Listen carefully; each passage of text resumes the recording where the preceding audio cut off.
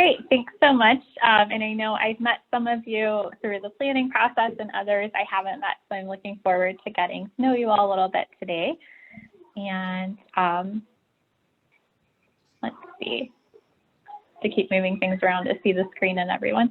So if we could start with introductions, just name, pronouns, what your role within YHDP is. If you took Lindsay's survey, that will give us a sense of how many people we need to have do that before we get going. And just a fun question, what song is getting you through your days right now? So I can start. I'm Whitney Patterson. I use she, her pronouns. For the YHDP program, like Lindsay said, I am one of the technical assistance providers, which basically means there's a group of us that HUD funds to support communities through your planning and implementation process. And I am fairly new to Connecticut myself. I've lived in Hartford for 2 years, so it's been really a nice way to get to know people in the state and get to learn more about what you all have going on here. And then let's see, the song that's getting me through right now. I have 2 little girls, and we had a Whitney Houston dance party on Friday, which was a very fun way to end our week. So I would just say any Whitney Houston song. And I guess we can just, as we go, if you can kind of name the person who's following you, then we can go through the list that way. Thanks so much, everyone. It's fun getting to see a little snapshot of what makes you you and what work you're doing here with us in YHDP. And let's see if I can get okay. So before we get started, just wanted to go over some agreements for us here today. One that I kind of copied from a somatic trainer that we had internally that I thought was really nice was the idea of inhaling courage and exhaling fear. So I think, during the pandemic and all of the stress that everyone's experiencing, I also have little kids that you might hear in the background. It's really hard to give yourself enough space to process all of this and to be fully present. So just like that way of kind of grounding us in this meeting today and why we're all here. Another is that we're here to cultivate a brave space. So the idea is that none of us are perfect in our practice and how we're approaching the work. And this is really an opportunity for all of us to learn and continue growing. And so don't feel like you have to have the right answer today. I think we're all going in with the understanding that, we're doing our best and that we all have something to learn and to contribute. So, both to give each other grace as we're kind of working through things and also to be brave and speak up. This should hopefully have a lot of time for discussion today. And then I think the other, I keep going backwards. Sorry, the last one is just, especially making sure that we're giving room for diverse voices in our conversation, and that can mean anything. It can mean racial diversity, gender identity, lived experience of homelessness, age. And so just being mindful of that. And I know, especially for myself as a white woman in social services, oftentimes I need to make sure I'm stepping back and giving others room for sharing their wisdom and expertise, which is kind of just admittedly an awkward space to be in as a facilitator. So I want to be mindful of that, as well as giving you all plenty of room for discussing and sharing what you know as well. So our objectives for today, this is, you can't ever get a full grasp or full picture on anything within a 2-hour window. So just want to kind of realistically set expectations for what we'll be doing today. And also acknowledging that depending on what type of work you've done previously, I think we're probably all coming to this meeting with various levels of understanding of what positive youth development is. So first is to just give us a kind of high level understanding of the framework of positive youth development and how it can be used as part of service delivery, exploring implications of a positive youth development approach and practice, and then spending quite a bit of the time in discussion around practical strategies for integrating this approach within the context of your own programs and within the larger homelessness system. And for those of you who did not have a chance to take the survey before, I totally get it. We're all super busy. We wanted to build in about 7 minutes right now. If you have not yet taken the survey and you're on the direct service provider side of things, Lindsay's going to post in the chat the link to do that. The rest of you, if you've already taken it, you're welcome to turn off your video camera for the next 7 minutes, grab a drink, answer email, do whatever you need to do, and we will meet back here again in 7 minutes, which is will be 2:34. So Lindsay posted the link in the chat, and I'm going to be quiet and let you guys work on that.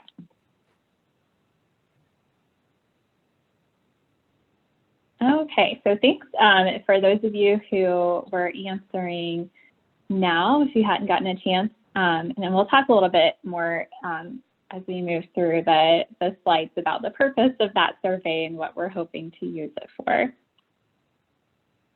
So because we're probably all starting at different points of understanding what positive youth development is, we want to spend the first portion of the time kind of doing a theoretical overview of what is positive youth development, and then kind of dive into the practice side of things and how we might use this approach as part of our YHDP work. And the idea of positive youth development is summed up kind of in this phrase by Karen Pittman. She was one of the founders of positive youth development as a theory back in the 90s. And she says that problem-free is not fully prepared. And her thought behind that is that oftentimes as service providers, we go into a relationship with a young person with the mindset of we need to fix every problem in order for someone to be successful. And the idea here is that our partnership, especially with young people, really should be reframed as a way of helping equip young people with the resources and strategies themselves, so that going forward, you know, they have the community support, they have the resources within themselves to address issues, because all of us, you know, to various degrees face both systemic issues that we're having to navigate, as well as individual, you know, issues throughout our lives that we're needing to navigate. And so it's kind of just reframing that of what is considered a positive outcome and what is our general approach to working with young people. And if in the chat, we could just get a sense of maybe what people's kind of general understanding of positive youth development is. So if you could just answer one word: have you heard of positive youth development? Yes or no? Just so I can get kind of a sense of how much to dive into some of this.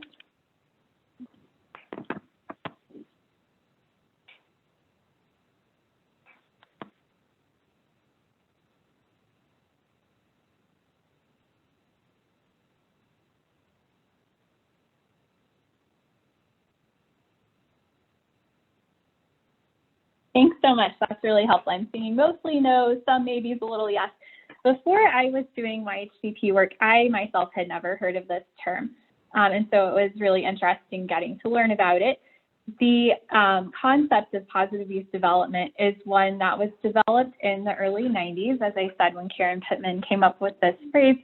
And there was a lot of research going into, in general, how do we best support young people, so teenagers and young adults, as they're both developing their own independence and navigation of the world, but also partnering with them in service provision. And this concept is used fairly broadly. It's used by 4-H groups. It's used by all kinds of youth service organizations, but it's really been highly successful within the homelessness field as well, especially because when it comes to someone's housing, you know, that's such a basic element of what people need for safety and for independence. And so it's been a really valuable approach. And I tend to think of it in the same way as Housing First, where it really is more of a mindset and a philosophy that gets implemented in different ways depending on how you're working within the system. So it's not like the kind of thing where, you know, if you're looking for validity, and if you're doing that kind of work, it's not the kind of thing where you just check off boxes and say this is what positive youth development is. It's really more an overall attitude or way of partnering with young people. And so when we get to talking about what that looks like in practice, it really can look like many different things. But there has been a lot of research done, so it's not completely abstract. There are some concrete elements of it as well, which we will talk about. So there are several definitions of it. This is one that I thought was especially relevant in our work related to housing and social support for young people. It says positive youth development is a framework for service delivery that focuses on the strengths of the individual and is centered on growth and development. It emphasizes youth as partners in decision-making processes, which allows them to take ownership and develop a sense of self-identity.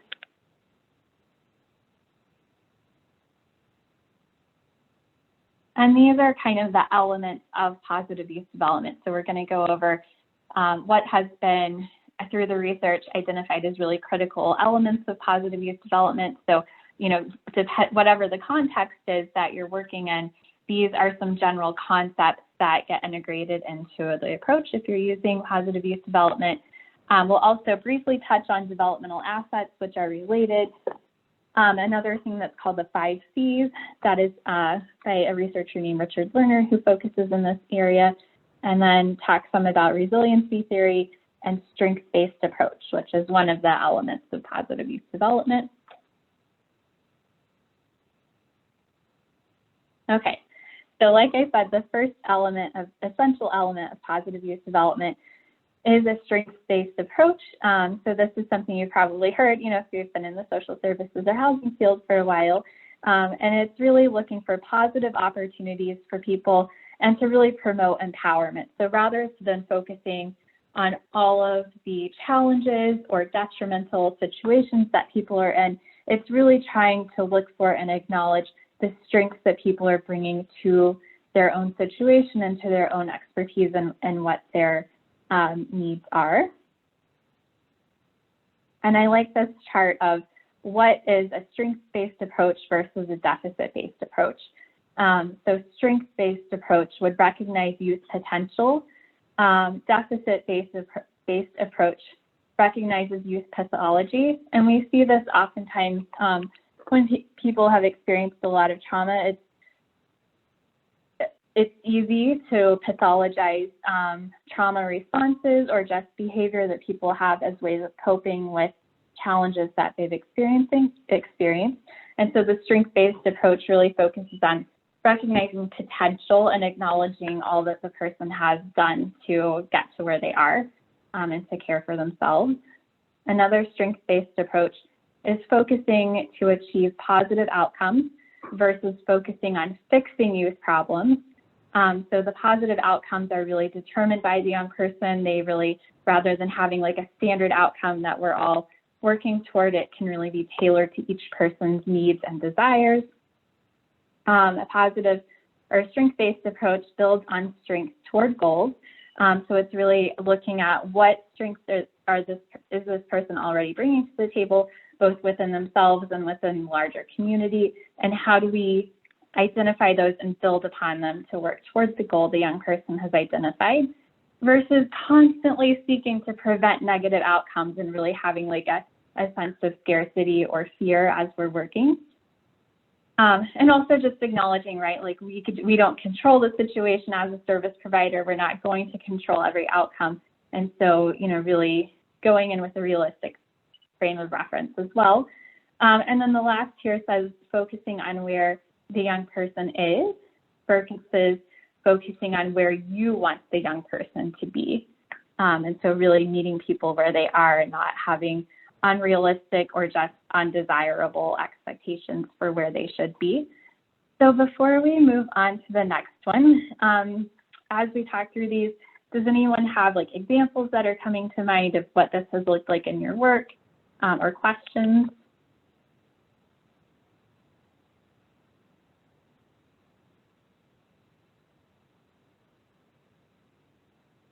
feel free to unmute or just answer in the chat if you have anything.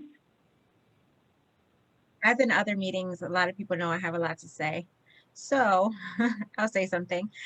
In our intakes for various programs that we try to have the youth come up with the goals that they want to accomplish when they come into our program. So really giving them the control as to what we would be working on them with to achieve, and then implementing some of the goals that we would want them to also achieve. So kind of making it a balance, so they understand that it's a team effort. And then in conjunction with that, we have monthly meetings, a lot more with our DCF adolescents that we house. And in that meeting, we have them go over the specific domains to make sure that they can provide the feedback for each domain. So if we ask them questions about school, it's them giving the report. So they have total control of the meeting, and they have their entire team, case managers, providers, community programs, all at the table. So if there's any questions or concerns, they can have that sense of support. So at least intake wise, and then monthly, we do this with our kids to try to, for them to feel like they still have control, because in some spaces they don't. They're in certain situations because they don't have the control over what's going on. But that's what we're doing here. Thanks so much for sharing, Jackie. And I really liked how you talked about both what that looks like, but also what that even does for the perspective of the young person you're working with, right? The goal is really to help that person feel motivated and feel empowered in the process, versus no one works well when we feel like we're being told to do things that don't really matter to us or that don't make sense to us.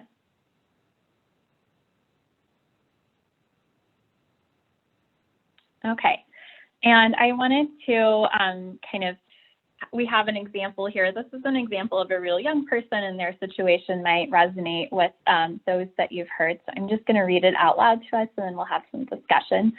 So it says, Benny is a 16-year-old boy that has lived outside for 14 months. He sleeps under a bridge and relies on an adult friend for whom he engages in commercial sexual exploitation in exchange for protection. He ran away from home when he was 14 to escape severe physical abuse by his mother's live-in boyfriend. His father is sentenced to life in prison without parole and has been incarcerated for most of Benny's life. And so using this strengths-based approach, I'm interested in hearing from you, as you hear part of his story, what you're identifying as strengths that he brings to this really challenging situation that he's living through.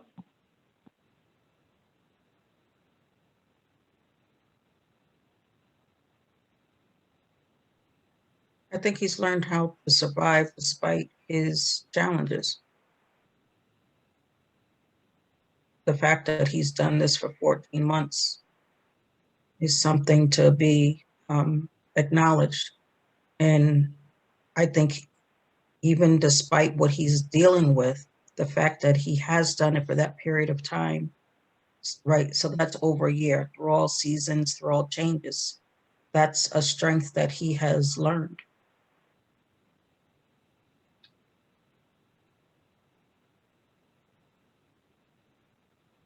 I think it's also important to highlight that he was able to escape physical abuse. Sometimes it's really hard for people to not only recognize abuse when they are experiencing it, but to also distance themselves from that. That can be really difficult for a lot of people. So there's strength there in being able to do that.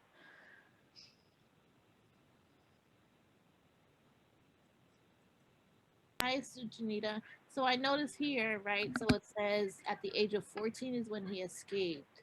In 14 months, he was outside. So he definitely had the ability to stay somewhere or know how to care for himself and his needs. So that's definitely a strength.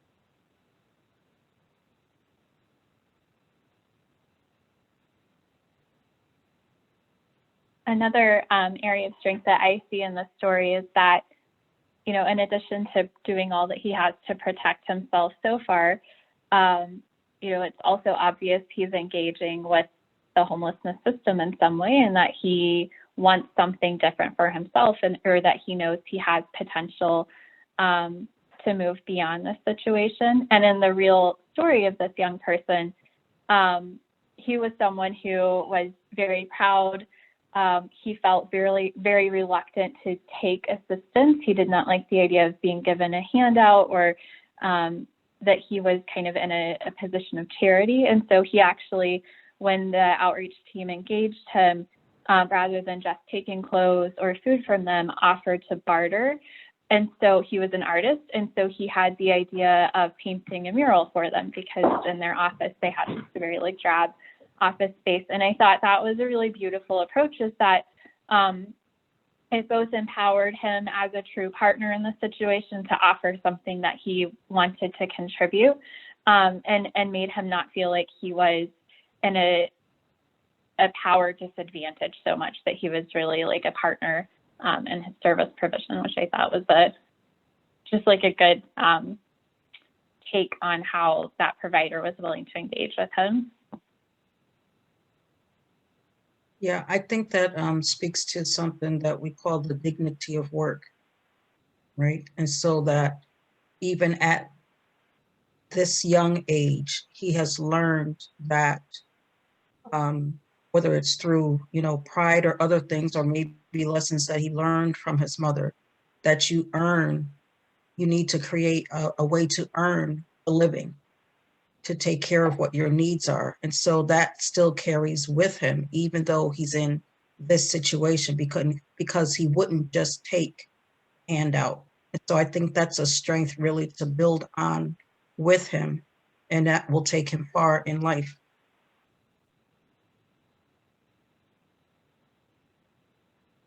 Thanks, Marcy. I think that's a great way to frame that.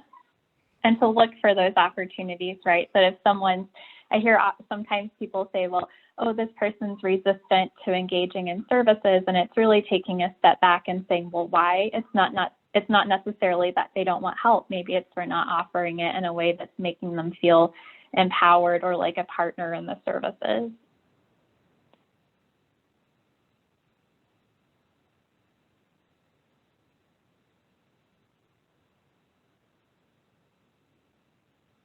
So another essential element of positive youth development is the idea of having positive influences. And this can really look different for each young person we're working with, just as it looks different in our own lives.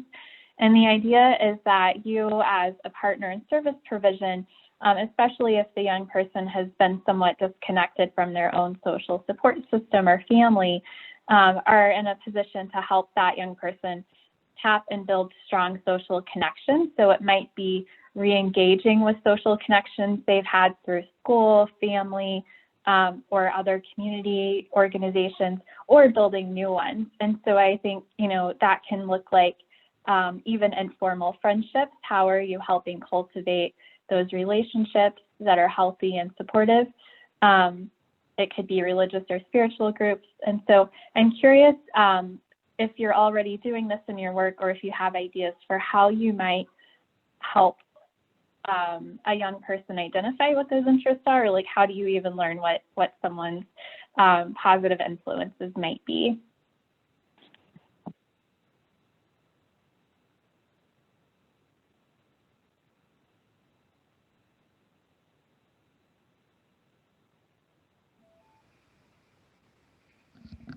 When I was working in a young adult shelter, we had a lot of really good connections to different community programs and groups.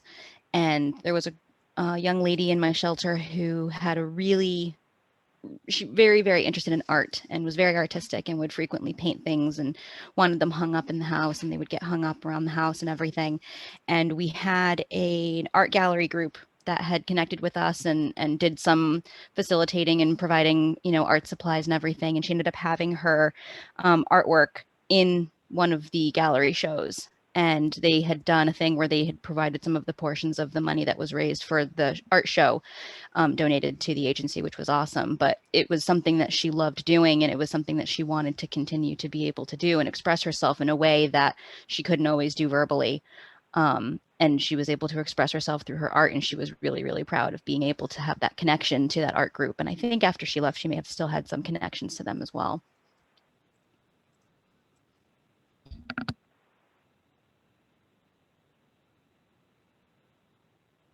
I think that's a great example. And I think to that point of, maintaining those connections over time, I think, one thing that just logically makes sense, but also has really been demonstrated, especially with housing projects for young people, is that, in order to sustain just social well-being and housing over time, is that having those social connections and having things that you really feel like are meaningful in your life, whether that's, a AA group or an art group or just friendships, that's something that is key for all of us. I think that's, it's really helpful to have a very tailored approach to figuring out what it is that would be meaningful to a person, rather than saying, well, everyone needs to go to church or everyone needs to do this. But it really can look different and different at different points of time as well as you're working with someone.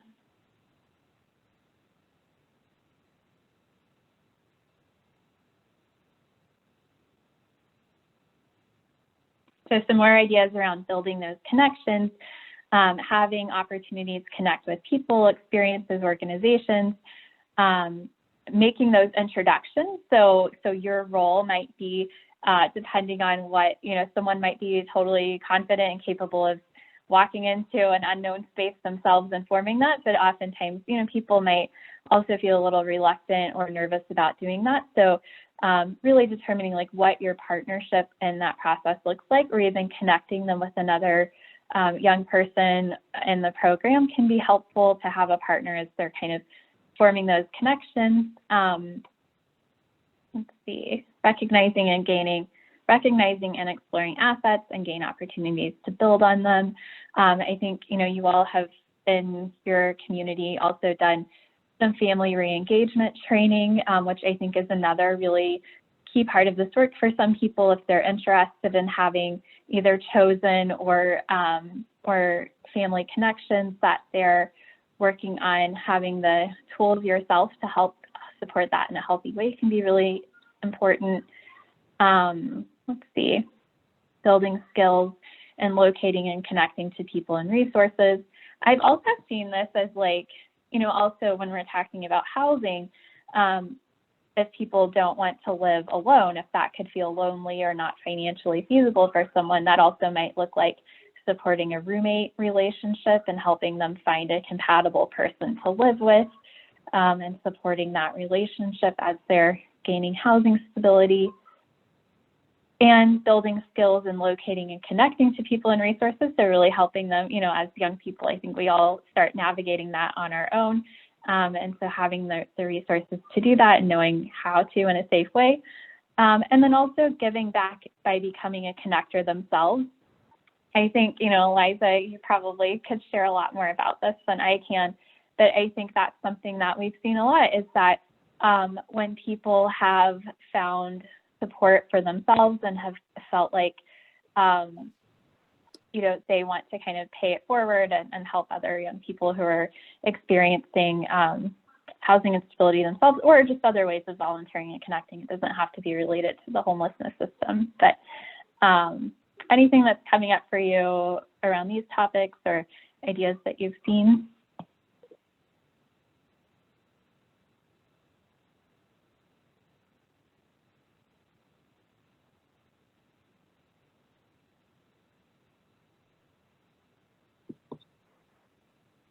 I think we all do it interchangeably. When we sit together in our housing solution meetings or when we have these kinds of discussions, we're always looking to find ways to connect with one another, especially if there's a service that you can provide to, a young adult that we may be servicing.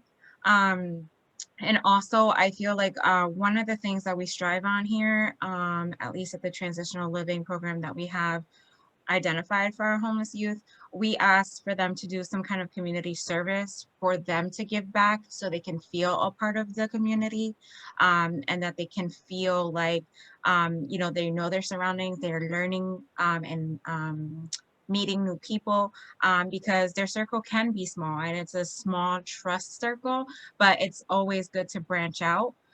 So that's one of the things we really encourage to do, at least like 8 hours a month, we say. It doesn't have to be a big thing, but just giving back so that way you feel part of something.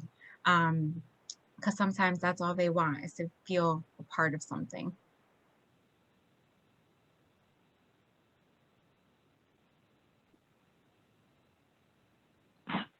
And then on this next slide, we have an element as well as continuing to develop appropriate developmental relationships. Helping young people know how to identify relationships that do feel positive for themselves as well. So making sure both you as a service provider and as a young person has connections where they can give and receive care, where growth is challenged, right? So we have, if a young person has goals around employment or education or other things, that we're helping promote those opportunities rather than limiting someone's potential, that we're providing support tailored to what they actually need and would be desirable, that we're sharing power. So it's not just us saying, oh, here's what you should do, here's what young people need to do, that it's really a partnership, as well as expanding possibilities. So sometimes I know for myself, thinking back, when I was an 18-year-old, a lot of times you just don't even know necessarily what all the options are out there for jobs or connections within the broader community. And so really helping expand those possibilities and potential for people. Another essential element of positive youth development is the idea of protective factors. So this is something that there's been so much research around when we talk about trauma experiences or just in general adverse experiences people have had, that, we've seen people who, when you look on paper, everything that's happened to them, it can feel overwhelming. And then knowing that there are protective factors, right? There are very concrete things that can, that people might have in their own lives already that we can enhance, or that we can provide extra support around to really help with offering opportunities for resiliency and for growth. So like we talked about already, that might include social connectedness. It might include opportunities for leadership, academic goals, skills, as well as personality traits like resilience, determination, integrity, and compassion. Has this concept of protective factors, is this something that you've already been incorporating into your work, or that you've seen examples of that come to mind about maybe clients you've worked with?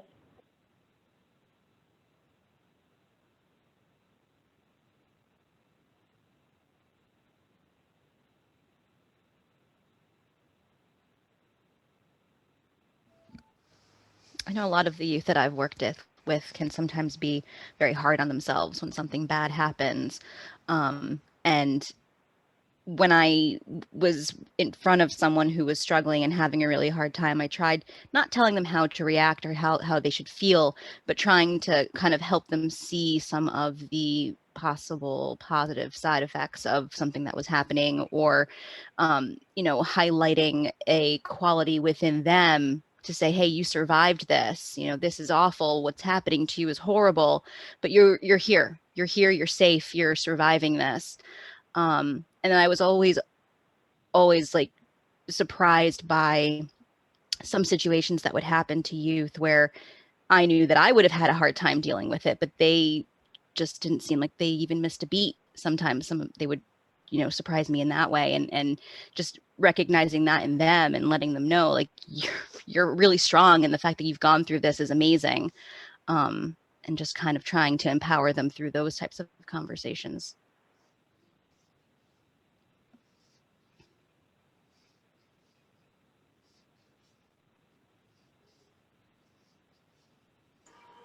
I'll share. Me personally, I haven't had really too much experience in like trying to help somebody else do that besides my friends. And of course, my own personal challenges, but I feel like getting that positive feedback from somebody telling me that I did great, or I'm very strong for getting through that, and I'm still trying and stuff like that. That really does help. It really does help a lot.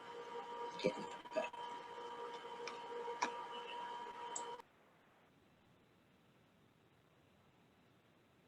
Thanks for sharing. I think you're right. Like sometimes we're kind of our own hardest critic, and that, you know, as a supportive partnership role that you all often play is being that motivator and continuing to encourage and highlight the strengths that you're seeing within the person to help them, you know, see that they really have gotten through things that should not have happened to them, and that they've lived through and survived and taken care of themselves, and might have opportunities for now having a different approach to some of that as well. Okay, so this was again kind of talking about those developmental assets. There are both internal assets as well as external assets that the person can rely on. So an internal asset is related to their own self-identity, our own character and values, really looking at positive values. And again, this looks different for different individuals, for people from different backgrounds and communities. Commitment to learning. So that might look like a traditional academic learning opportunity, or it might just, not just, that's minimizing it. It might also look like learning as becoming a young adult that's self-sufficient, and that is identifying, developing that new identity as an independent young person. Also just seeing positive identity, I think especially, you know, for young people experiencing homelessness, oftentimes people have been told such lies about themselves, whether it's racism or homophobia or different, you know, forms of stress or trauma that they've lived through. And so really helping cultivate a positive identity and identify where someone already has, right? Like we don't want to assume that people aren't coming in with these strengths. And then social competencies as well, right? So like, how are young people navigating those social situations? What friendships and bonds have they formed as they're surviving, and identified ways to thrive even in the midst of challenging situations? And then those external assets that we can help build upon, relating to chosen or other family and community. So constructive use of time, that they would have by engaging in formal or informal relationships, support, practice in developing boundaries with family or with other relationships, and sense of empowerment. And I'm curious for, you know, now that we've been in the pandemic for almost a year and have kind of limited opportunities for social engagement, how this might have changed over the last year, or if you guys have seen kind of alternate ways to help connect with those external assets.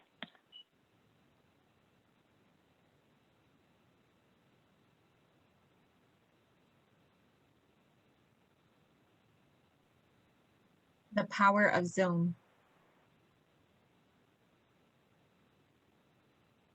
Can you imagine going through this with no internet? It would be a completely different experience. And I think, Jackie, that's also a good point, is that